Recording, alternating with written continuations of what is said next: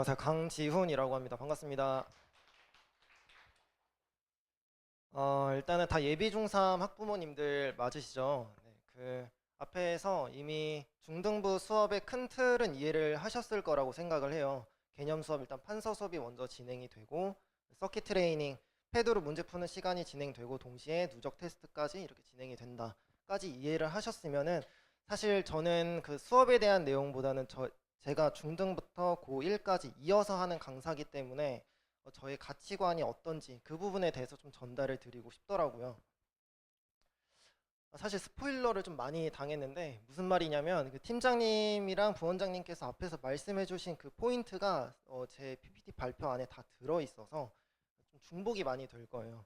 되새겨 보면은 그 부원장님께서는 이제 수학 공부는 마라톤이다 라는 말씀을 한번 해주셨고, 이제 팀장님께서는 중등 학원을 선택할 때 이제 고등부까지 이어지는 그런 부분까지 고려를 해주셔야 된다 이런 말씀을 해주셨는데, 그럼 제가 그 부분에 대해서 이번 추상적이지 않고 진짜 지금 재원하고 있는 학생의 성적과 데이터를 통해서 한번 자세히 말씀을 드려볼게요. 일단 이거는 무슨 표시냐면은, 일단 제 가치관을 설명드린다고 했잖아요. 이제 2025년 5월이 중3 첫 내신 시험이 진행되는 날인데, 설마 이때를 목표로 생각하시고 학원을 선택하고 계실 거라고는 생각하지 않거든요. 아까 마라톤이라고 말씀을 하셨잖아요. 그래서 이번 연도 5월이 아니라 내후년 5월 고1 첫 내신 시험이 진행되는 이때를 목표로 잡아 주셔야 최소한 저의 이야기가 와닿으실 거라고 생각이 됩니다. 앞에 성적표 하나가 이제 뜰 텐데요. 숙명여고 다니는 어떤 한 여학생의 점수거든요. 일단 앞에 보시면 원점수부터 시작이 되고 40점 정도 나왔고, 그 다음에는 총원 421명인데 370등 했죠. 등급은 7등급이에요. 그러면은 처음 봤을 때 중학생 때 놀았나 보다라고 생각이 되시겠지만, 놀랍게도 이 학생도 대치에서 중등 학원 다 다녔고 학원도 다니고 과외도 다니고 선행도 다 했던 학생인 거죠. 근데 사실 막상 까놓고 보니까 이런 점수가 나온다는 거예요. 근데 이게 이 학생만의 점수가 아닐 수도 있다라는 저는 생각이 들거든요. 이게 제가 처음 뵙는 자리에서 저주를 퍼붓는 거는 아니고,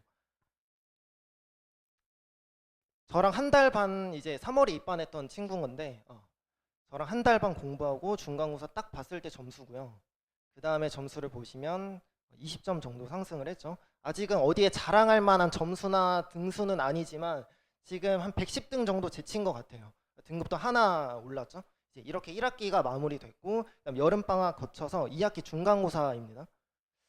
원점수 상으로는 크게 변화는 없어요. 왜냐면 이때 숙명여고 시험 난이도가 올라갔었거든요. 지금 보시면 한 6점 딱 올라갔는데 등수는 60등 이렇게 제쳤습니다. 그래서 마지막 5등급으로 이렇게 됐고, 지금도 저희 반에 재원하고 있는 학생이에요.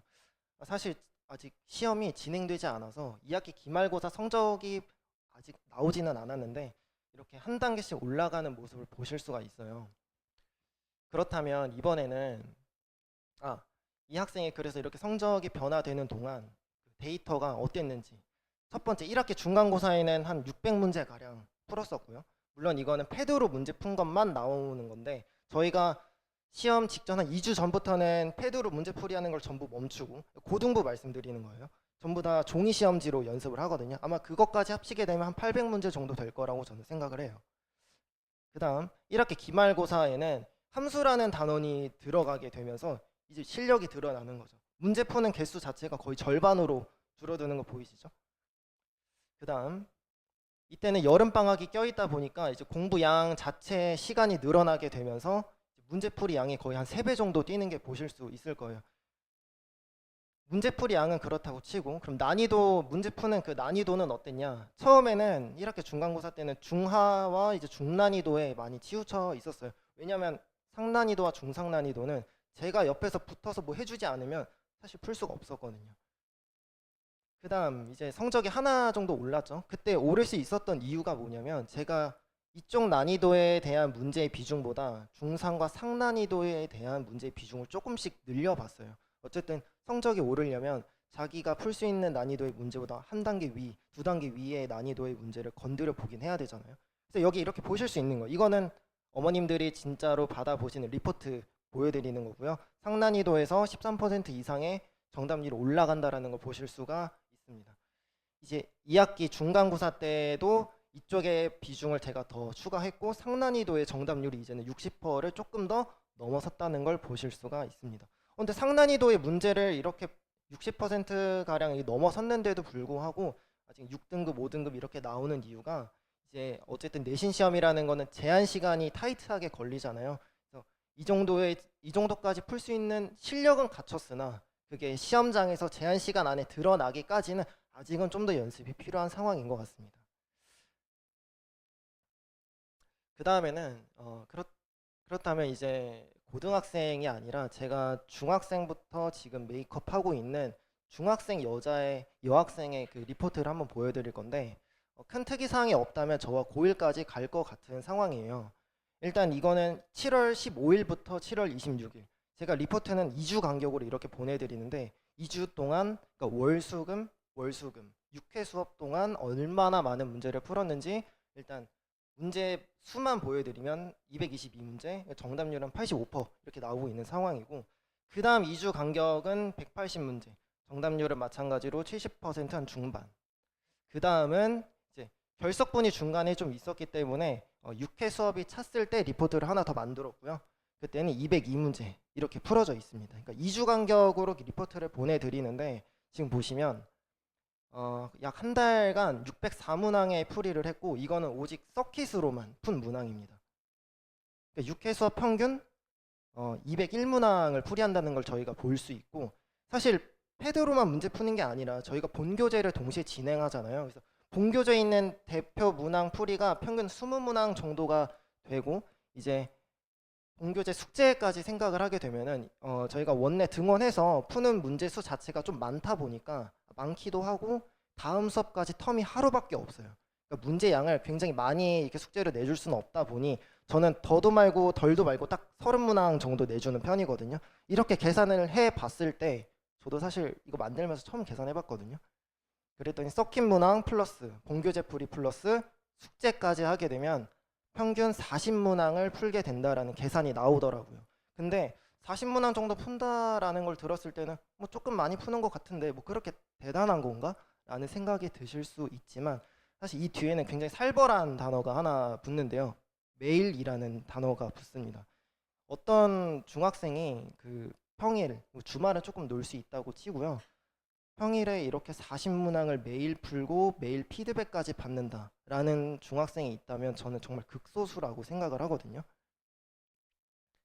이렇게까지 많은 문제를 꾸준히 풀 수 있는 이유는 저는 딱 하나, 오답 해결에 그 핵심이 있다고 생각을 해요. 이게 왜냐면 과외가 아니잖아요. 여러 학생이 제 앞에서 문제를 풀고 있는데 틀리는 문제마다 제가 다 가서 옆에서 알려주다 보면 아이들은 저만 하염없이 기다리게 되거든요.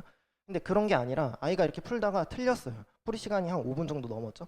그러면 저만 이렇게 목 빠지고 기다리는 게 아니라 첫 번째 해설이 제공이 돼요. 그럼 그걸 읽어보고 자기가 변형 문제를 직접 풀어보는 거예요. 변형 문제가 이렇게 제시가 되죠. 숫자와 그림이 다 바뀌는 상황이에요. 자기가 정말로 해설을 보고 이해를 했는지 점검하기 위해서 변형 문제를 풀었을 때 이렇게 맞추게 되고 풀이 시간이 조금 오버되긴 했지만 그래도 맞췄다는 거에서 큰 의미가 있었던 것 같습니다. 그러니까 이게 제가 아이들을 쫓아다니지 않아도 아이들이 알아서 오답이 나와도 해설 보고 이해하고 그 다음 거 쭉쭉 치고 나갈 수 있기 때문에 평균 40문항의 문제를 매 수업 시간 이렇게 풀 수 있는 게 아닌가 하는 결론이 나왔던 것 같습니다. 제가 앞에서 성적표 고등학교 1학년 여학생 것도 같이 보여드렸었는데 그걸 보여드린 이유가 사실은 딱 하나 있는 것 같아요. 예비 고1 다 돼서 7등급 상태로 보내주셔도 성적은 올려드릴 수는 있어요. 근데 이렇게 심폐소생술 해야 되는 느낌으로 보내주시는 것보다 중학생 때부터 제가 최소한 1년 정도는 메이크업 할 수 있는 시간을 저에게 주신다면 아까 같은 사고가 나지 않고 적어도 5등급 상태에서 또는 4등급 상태에서만 시작할 수 있다면 고1 마무리할 때는 적어도 3등급 이내로 다 들어올 수 있지 않을까 하는 아쉬움이 항상 저한테 있었거든요. 마침 이제 그렇게 할 수 있는 반이 추가로 개설이 되는 거고 저는 이제 아까 부원장님께서 말씀해 주셨던 마라톤 얘기하셨잖아요. 중등부터 시작해서 고1까지 저와 이렇게 롱런 할 수 있는 학생을 지금 기다리고 있는 거고요. 제가 개설하는 반은 이제 두 가지입니다. 이제 월수금 5시부터 10시까지 23일 날 개강하고요. 그리고 첫 번째 반은 선행 미적분 원 기본 시작하고 그 다음에는 공통수학 원 기본 합니다. 요일이랑 시간이 겹치기 때문에 이게 뭔가 잘못 나온 게 아닌가 생각하실 수 있는데 그게 아니고 앞타임에 2시간씩 나눠서 수업이 진행이 되거든요. 앞타임에서 제가 2시간 판서 수업하고 일로 넘어가는 겁니다. 그럼 이 친구들은 그동안 서킷 트레이닝 하는 거고요. 이제 이 친구들은 이제 제가 먼저 여기서 판서 수업 하는 동안 서킷 트레이닝을 먼저 또 진행하는 거고요. 이렇게 순서의 차이가 있는 것일 뿐 요일에는 큰 문제가 없다는 점 말씀드리면서 발표 마치도록 하겠습니다. 감사합니다.